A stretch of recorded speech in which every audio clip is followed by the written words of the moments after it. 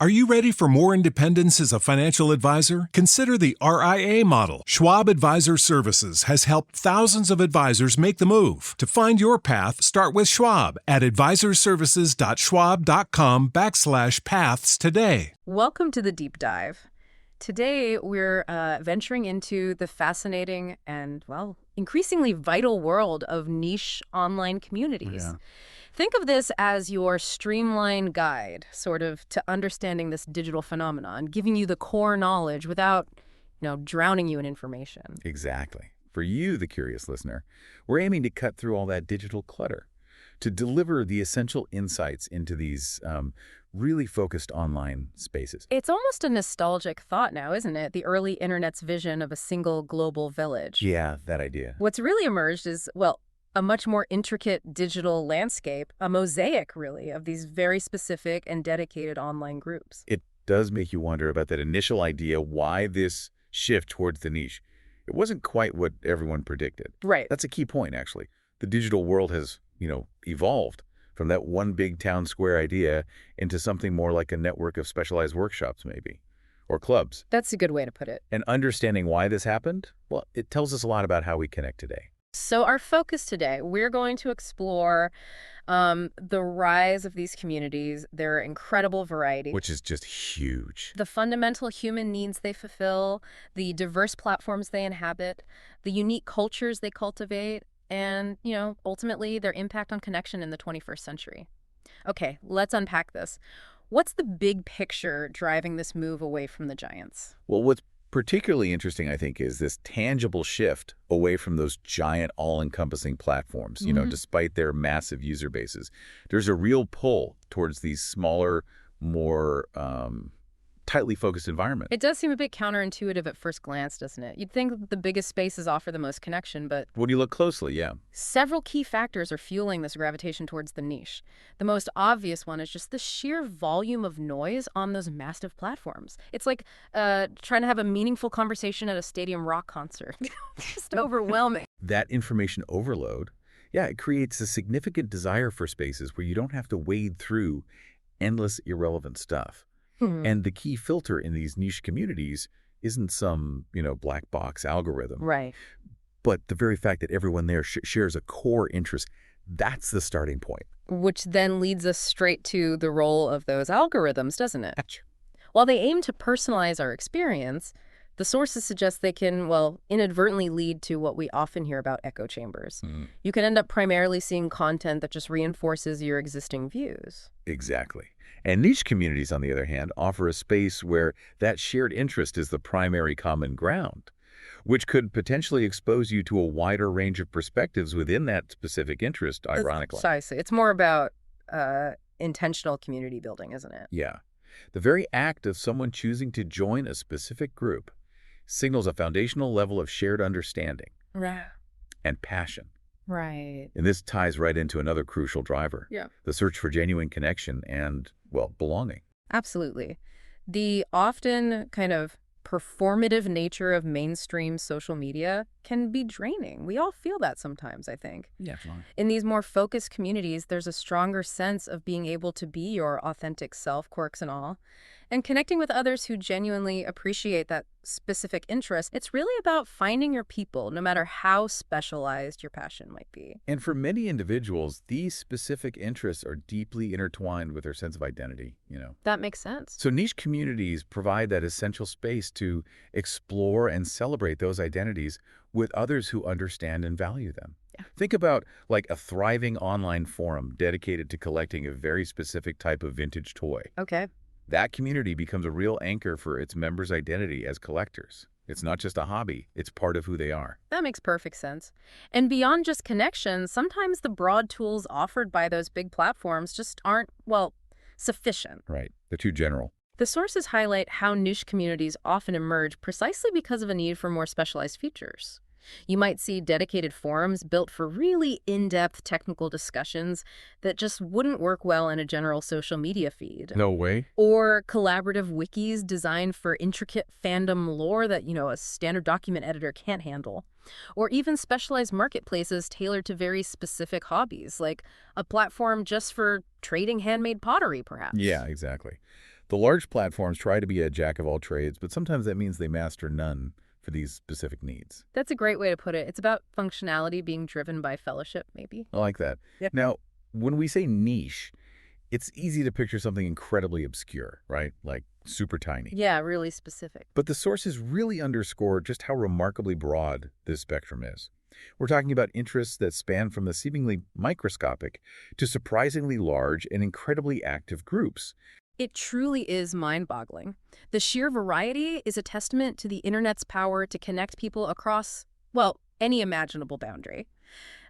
Let's look at some concrete examples to really illustrate this. Fandoms are a classic example. Oh, yeah. These online communities centered around specific books, movies, TV shows, or video games.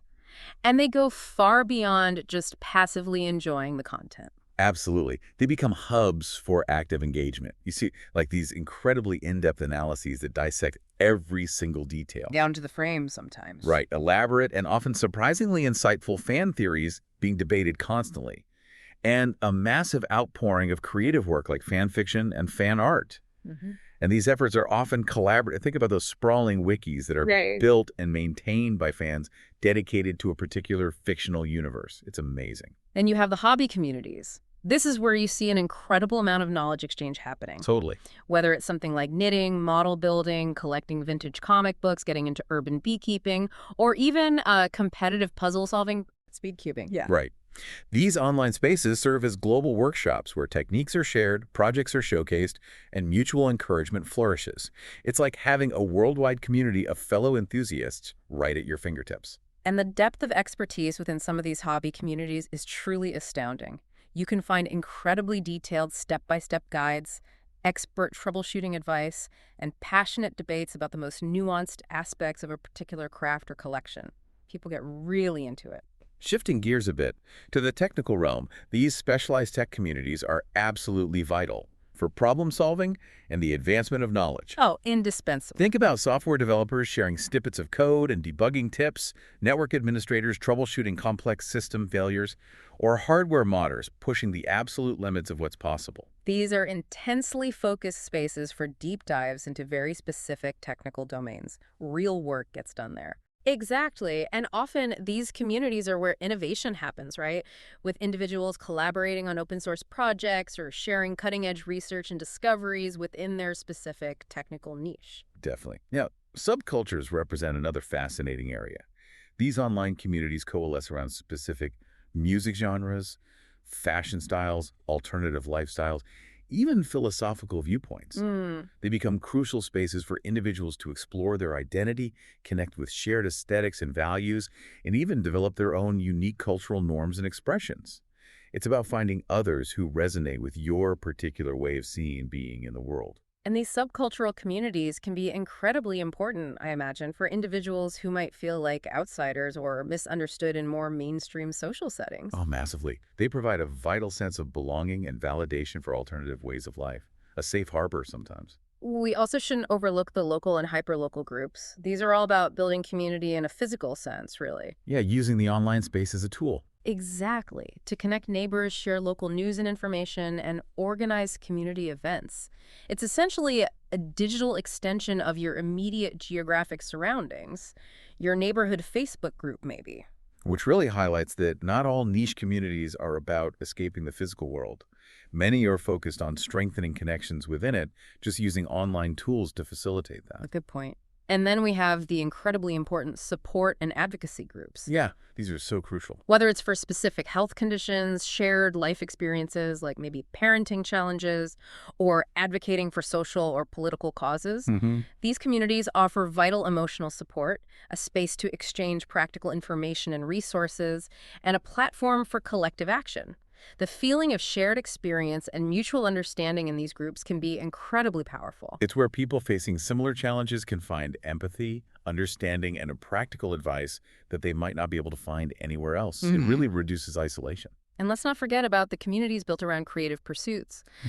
Right. Artists, writers, musicians. Absolutely. Whether it's writing in a specific genre, painting in a particular style, playing an obscure musical instrument, or mastering a niche photography technique. These online communities provide platforms for getting constructive feedback, finding collaborators, and developing skills within a very focused area. It's like having a global critique group and masterclass rolled into one, almost. And finally, the gaming communities, these go way beyond simply playing games together, don't they? Oh, absolutely. You see intricate team-building exercises, deep strategic discussions about gameplay mechanics, and the organization of both online tournaments and offline meetups centered around specific games or gaming genres. It's a truly deep level of engagement and community building. It really underscores just how incredibly diverse this landscape is. It really does. And what's truly fascinating is why these incredibly varied communities thrive.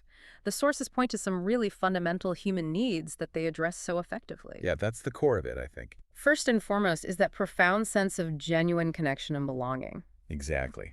It's about forging authentic relationships that are deeply rooted in shared passions, which can be a stark contrast, let's be honest, to the often more superficial connections we encounter on broader social media platforms.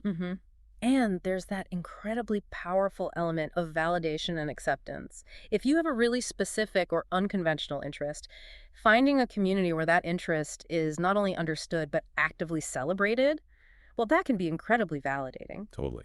It counters that feeling of being alone in your enthusiasm, Yeah. It's about discovering a space where what might be considered weird elsewhere is actually the norm.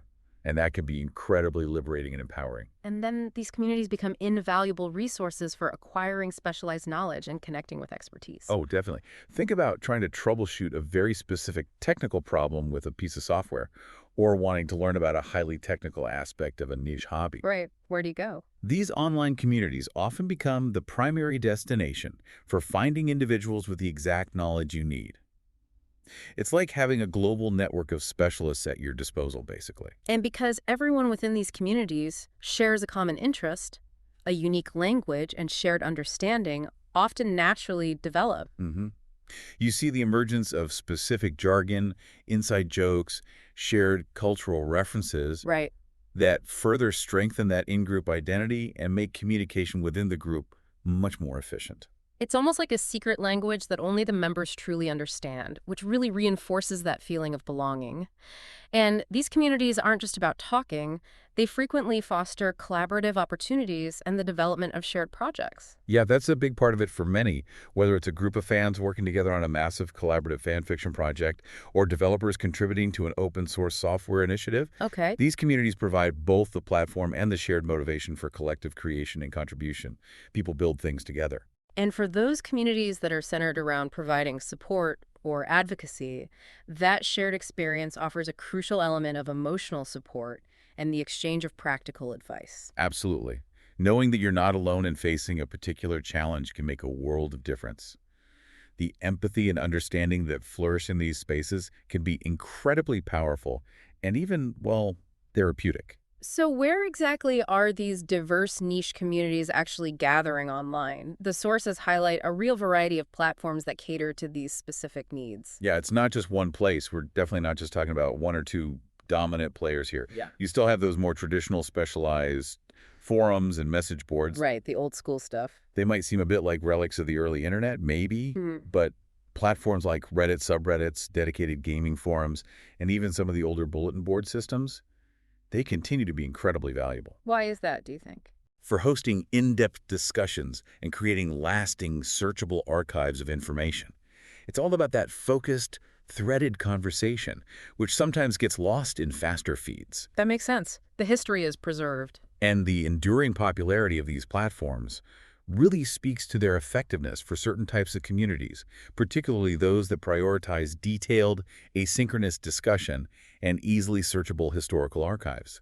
Then, of course, you have the more recent explosion of real-time chat platforms like Discord. Discord has become absolutely massive for niche communities, hasn't it? Oh, huge. The combination of text and voice channels, the ability to set up very granular role-based access for different members, and the robust community management tools. It makes it incredibly versatile. For what kinds of things? For everything from just casual chatting to organizing more structured events and activities, it's become like a digital clubhouse for so many different interest groups. A digital clubhouse. I like that. Its real-time nature fosters a strong sense of immediacy and can be particularly effective for building close-knit communities through ongoing instant interaction. Interestingly, even though Facebook is the epitome of a massive generalized platform, its groups feature actually hosts a huge number of very specific and highly active communities. That's a great point. It's kind of paradoxical, isn't it? Yeah. While the overall Facebook experience can sometimes feel overwhelming and broad, those individual groups offer a much more contained and focused environment centered around a particular interest. Plus, the familiar interface makes it accessible to a really wide range of people. Lower barrier to entry, maybe. Good point. And for certain niche interests, dedicated platforms and websites have emerged that offer tailored features specifically designed for that community. Right, built just for them. Think about DeviantArt for visual artists to showcase their work, Goodreads for readers to discuss books and track their reading, Oh yeah, I use Goodreads. or Ravelry for knitters and crocheters to share patterns and connect with fellow yarn enthusiasts. These dedicated spaces really cater to the very specific needs of their user base, often providing a much more focused and feature-rich experience than a general-purpose platform could ever offer. Exactly. We're also seeing the increasing growth of communities built around individual creators and experts through platforms like Patreon, right? That direct support model. Exactly. These subscription-based communities offer exclusive content and a more direct line of interaction with the people whose work they admire.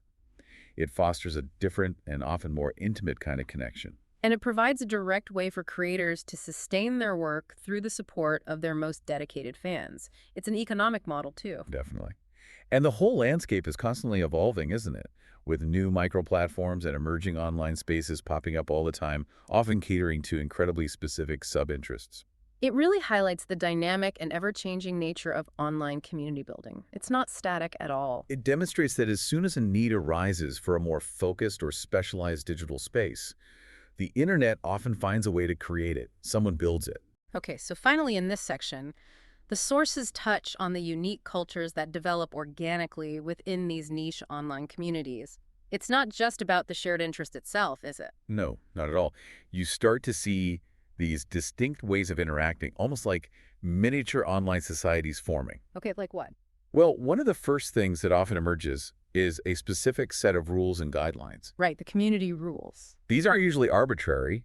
They're typically put in place to cultivate a positive and focused environment that really supports the community's core purpose. Yeah. Keep things on track. And these rules often reflect the deeply held shared values and beliefs of the community members in relation to their particular interest, I suppose. Exactly. It's about establishing a foundational understanding of what constitutes respectful and productive interaction within that specific context. And then you have the fascinating development of unique jargon and terminology. Oh yeah, the lingo. It might sound like complete gibberish to someone outside the community, but within the group, it becomes a really efficient and nuanced way of communicating complex ideas quickly. It acts as a form of shorthand that also strongly reinforces that sense of in-group identity. The terms, you're one of us, you belong. And who can forget the prevalence of inside jokes and internet memes that often proliferate within these communities? They're like digital badges of honor. If you understand the inside joke, you're definitely part of the tribe. It really strengthens that feeling of shared experience and mutual understanding. Builds camaraderie. And some communities even develop their own unique rituals and traditions, like specific ways of interacting, celebrating milestones, or sharing content. Yeah, absolutely. It all contributes to that distinct cultural fabric that binds the community together, makes it feel unique. You also often see the natural emergence of hierarchies and roles within these communities. You have moderators who help keep discussions on track and enforce the rules. The mods, yeah. Crucial role. Administrators who manage the platform itself, and long-standing respected members who often become go-to resources and informal leaders within the community. It's a natural evolution as these groups mature. People step up or gain respect over time. It's a fascinating glimpse into how these online spaces, despite being purely digital, often mirror some of the social dynamics we observe in offline communities, just with their own unique digital characteristics. Exactly. Now let's shift our focus maybe to the actual engines that really drive the growth and sustained engagement within these niche communities. The sources highlight how specific platform features play a truly crucial role. Absolutely. Simply having a shared interest isn't enough. The platform itself needs to effectively facilitate connection and interaction, right? Definitely. One key aspect here is what we can call the architectural advantage, the presence of features that are specifically tailored to the needs of these interest groups. Take granular categorization and tagging, for instance. Super important. Think of it like having a super specific filing system for a very particular hobby instead of just a general crafts drawer. You have meticulously labeled folders for watercolor painting on rice paper versus cross-stitch patterns from the Victorian era. That's a great analogy. This level of detail is so important. The ability to really finely categorize content and use very specific tags allows users to pinpoint exactly the information they're seeking. Oh, so? Well, on broader platforms, you might search for something general like gardening, right? But on a niche platform, you can instantly find discussions specifically about hydroponic gardening for small urban spaces or identifying common pests on heirloom tomatoes. That level of specificity is a real game changer. It really helps to filter out all the irrelevant noise then. Totally. And closely linked to this is robust search functionality. Being able to easily and efficiently find specific information, past discussions, relevant resources within the community, that's absolutely vital. For knowledge sharing and problem solving, I bet. Exactly. It essentially transforms the community into a searchable database of collective expertise. If a member has a question, the likelihood is high that it's been asked and answered before. And a good search makes that easy to find. Right. Saves time, fosters a sense of shared knowledge. Then you have content curation and organization features. Okay, it's like what? Things like effective tagging systems, clear category structures, and even collaboratively edited wikis that the community itself can contribute to. All help to organize the vast amounts of user-generated content. So valuable information doesn't just get buried in the feed. Precisely. And it makes it much easier for newcomers to get up to speed and find what they need. Think of it as a collective, ongoing effort to build and maintain a comprehensive shared knowledge base around that specific interest. Platforms also often implement reputation systems and the awarding of badges to members. Yeah, those little icons or scores. They might seem like relatively minor features, maybe, but they can be surprisingly powerful in encouraging active participation and publicly recognizing expertise within the community. How so? Well, a badge that identifies someone as a master baker in a food forum or a high reputation score in a tech support community. It can carry real social weight and signify valuable contributions. People notice. It introduces a positive form of gamification, maybe, incentivizing helpful contributions and fostering a sense of authority for those members who have demonstrated their knowledge and willingness to assist others. Collaborative tools are also incredibly important for many niche communities, aren't they? Hugely. Features like shared document editing, integrated project management tools, even the ability to collaboratively build resources like FAQs and glossaries, allow community members to actually work together on shared projects and initiatives. It fosters a much deeper level of engagement than just simple discussion. It moves the community beyond passive consumption of content to active creation, collaboration, and the tangible output of shared effort, people making things together. Exactly. And finally, the integration with relevant external resources is often a really valuable feature for these focused platforms. Like linking out. Yeah. Providing easy links to relevant external websites, specialized databases, other useful tools outside of the platform itself. It can greatly expand the community's access to information and helps position the platform as a central hub for that particular interest. Right. It's about acting as a gateway to a wider world of knowledge and resources related to the niche. Exactly. Now, we really can't discuss thriving online communities without acknowledging the absolutely crucial role of effective moderation and community management. Oh, yeah. The mods. They are truly the unsung guardians of these digital spaces, aren't they? Absolutely. Effective moderation is what ultimately keeps these online spaces positive, productive, and focused on their core interests. It's essential. And it all begins with establishing clear rules and guidelines for member behavior, right? Yes. Everyone needs to understand what is considered acceptable conduct and what the potential consequences are for violating those standards. Clarity is key. These community guidelines really set the overall tone and help to cultivate a sense of safety, respect, and focused discussion. But simply having rules in place isn't sufficient. They must also be consistently and fairly enforced. And that's where moderators come in. They're on the front lines of this effort, aren't they? Removing inappropriate or off-topic content, issuing warnings to members who violate the rules. And sometimes even temporarily or permanently banning users who repeatedly disregard the community standards. It has to happen sometimes. It's often a challenging and sometimes even thankless task, I imagine. Oh, definitely. But it's absolutely essential for maintaining a healthy and productive environment for the community as a whole. Moderators also play a vital role in actively facilitating discussions and skillfully resolving conflicts that may arise between members. They might step in to mediate disputes, gently guide conversations back on topic, encourage respectful dialogue when disagreements occur, keep things civil. They are often the behind-the-scenes heroes, working diligently to maintain peace and ensure that discussions remain constructive and aligned with the community's purpose. Actively identifying and empowering positive and helpful contributors within the community is also a key aspect of effective community management. How does that work? Well, publicly recognizing those active and knowledgeable members who consistently contribute positively, that can be incredibly effective.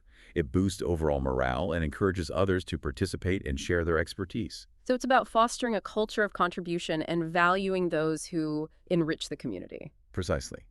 And just as the interests themselves can evolve over time, so too can the needs and dynamics of the community. Things change. Right. So skilled moderators and community managers are constantly adapting to these evolving needs, regularly reviewing and updating the community guidelines to address new issues and maintain a healthy and welcoming environment for all members. It's really an ongoing process of refinement and adaptation then, not a set it and forget it thing. Not at all. The sources also touch upon the increasingly significant role of automation in content moderation, AI tools and such. Okay. How helpful are those? Well, AI-powered tools can certainly be helpful in assisting with tasks like automatically flagging potentially inappropriate content based on keywords or patterns, but There's a but. yeah, the sources emphasize that these automated tools have inherent limitations. Human oversight and nuanced judgment remain absolutely essential for making complex moderation decisions. You really need that human element, don't you? To understand context, intent, the subtleties of community norms, something that algorithms simply can't fully replicate yet. Exactly. Now, another truly fascinating aspect of these niche communities is the central role of knowledge sharing and the natural emergence of authority figures within them, the experts. Right, the people who really know their stuff. These communities often evolve into incredible repositories of highly specialized knowledge, and the individuals who possess deep expertise within the community play a crucial role in guiding discussions, answering questions, and generously sharing their understanding. And platforms often incorporate features to help recognize these knowledgeable members, right? Yeah, things like the reputation badges we discussed earlier, visible reputation scores based on contributions, or even verified expert accounts can all serve to highlight individuals who have a proven track record of providing valuable and accurate insights within the community. Makes them stand out. And beyond these individual contributions, many niche communities develop very structured ways of sharing knowledge with their members. Think about collaboratively maintained wikis that serve as comprehensive knowledge bases, frequently asked questions, sections, FAQs that address common issues, and detailed step-by-step tutorials created by experienced members for newcomers. It's about democratizing access to information and making it available to everyone within the community, not just the experts. And often, more experienced members naturally take on a mentorship role, don't they? Informally guiding newcomers, helping them learn the fundamental principles, navigating the more intricate aspects of the shared interest. That kind of personalized guidance and support from experienced peers can be absolutely invaluable, especially for those who are just beginning to explore a new or complex interest. It makes it less intimidating. And within these communities, you also frequently see robust debates and critical analyses of complex topics related to the shared interests. Oh yeah, it's definitely not just about agreeing with each other all the time. Far from it sometimes. Right. In-depth discussions, even when they involve respectful disagreements and the presentation of different viewpoints, can actually contribute to a much deeper collective understanding of the shared interest. It sharpens everyone's knowledge and encourages critical thinking. Healthy debate is good. But a key balancing act for these communities, I guess, is ensuring that expert knowledge is presented in a way that remains accessible and welcoming to all members, regardless of their current level of experience. Absolutely. The most successful communities manage to bridge that gap between deep expertise and beginner-friendly explanations. You don't want to scare people off. No, exactly. No one wants to feel intimidated or excluded by overly technical jargon or a sense of gatekeeping. Right. Now, let's delve into something that might seem a little less obvious in these passion-driven communities. Mm, The underlying economy of passion. okay. The money side. Yeah, or the various ways that monetization and long-term sustainability can play a role. Right, because running these things isn't always free. Exactly. While the primary driving force in most niche communities is undoubtedly shared interest and passion, economic factors can become important for the long-term health and vitality of these groups, particularly for the creators, experts, and community organizers who dedicate significant time and resources to them. So how does that work? Well, one common way this manifests is through donations and patronage via platforms like Patreon. Right, supporting creators directly. This allows community members who deeply value the content and the ongoing contributions of others to directly support them financially, often in exchange for exclusive benefits or early access to content. You also see communities offering various forms of subscriptions and premium content to their members.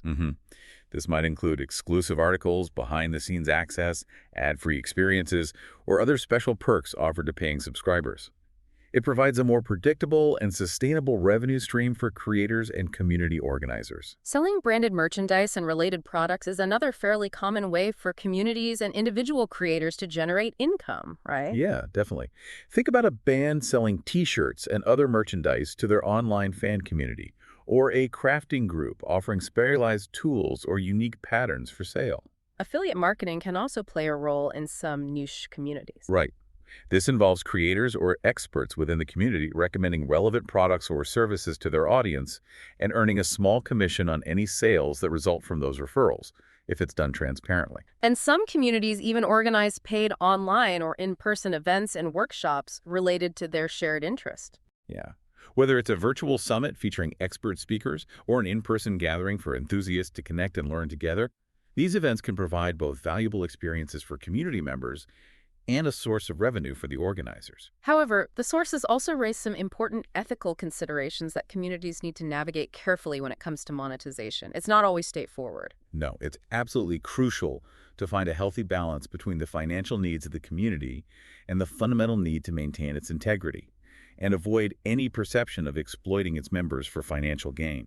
Transparency and clear communication about how funds are being used must be key to maintaining trust then. Absolutely. The last thing you want is for the pursuit of profit to overshadow the core values and the sense of community that brought people together in the first place. It can kill the vibe, basically. Right. Finally, let's consider the often surprising impact that these seemingly small and niche online communities can have on broader mainstream culture. Yeah, this is really interesting. It's remarkable how frequently trends, new ideas, and even significant cultural phenomena actually bubble up from these more specialized and often initially obscure digital spaces. So niche communities can act as incubators for innovation and change. I think so, yeah. Think about internet memes, for example.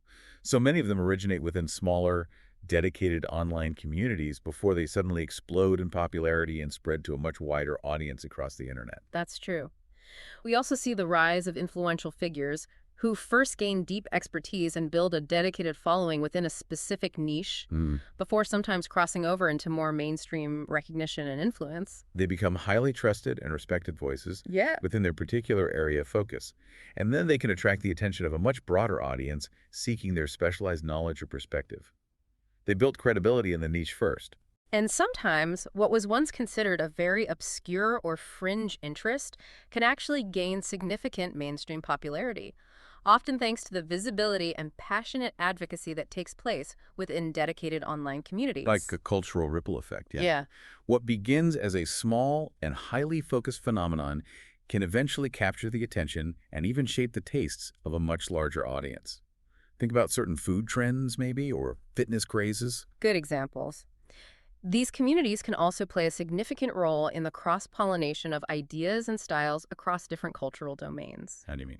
Well, you might observe trends in art, music, fashion, or even language that originated within a very specific online subculture and then gradually get adopted and adapted by more mainstream cultural expressions. Right, it bleeds outwards. It's a constant process of innovation and cultural exchange, often starting small. And perhaps most importantly, niche communities can wield surprisingly significant power when it comes to collective action and advocacy around shared causes. When members are deeply passionate about a particular issue, whether it's related to their hobby, their identity, or a broader social concern, they can often mobilize very effectively. To do what? To raise awareness, organize support, advocate for specific changes both online and offline. That passionate focus is powerful. That powerful combination of shared passion, focused organization, and a strong sense of community can indeed be a significant force for change in various aspects of our world. Definitely. So as we bring this deep dive to a close, it's pretty clear that these niche online communities are far more than just fringe groups tucked away in obscure corners of the internet. No, absolutely not. They are a vibrant, thriving, and, well, increasingly important part of today's digital landscape. They effectively fulfill fundamental human needs for genuine connection, validation of identity, and access to specialized knowledge and expertise. In ways that larger, more generalized platforms often simply cannot replicate. They offer something different. And they powerfully demonstrate the enduring human need for connection around shared passions, fostering unique online cultures, and even exerting a surprising influence on the broader world around us. Which leads us to a final thought for you, our listener. Consider a niche interest that you yourself have, maybe something you're really passionate about. How might actively engaging with an online community dedicated to that interest deepen your understanding, expand your connections, and, well, enrich your passion? And perhaps what potential trends or innovative ideas might be currently emerging from such communities that could eventually shape the broader culture we all inhabit? It's definitely a fascinating question to ponder, isn't it?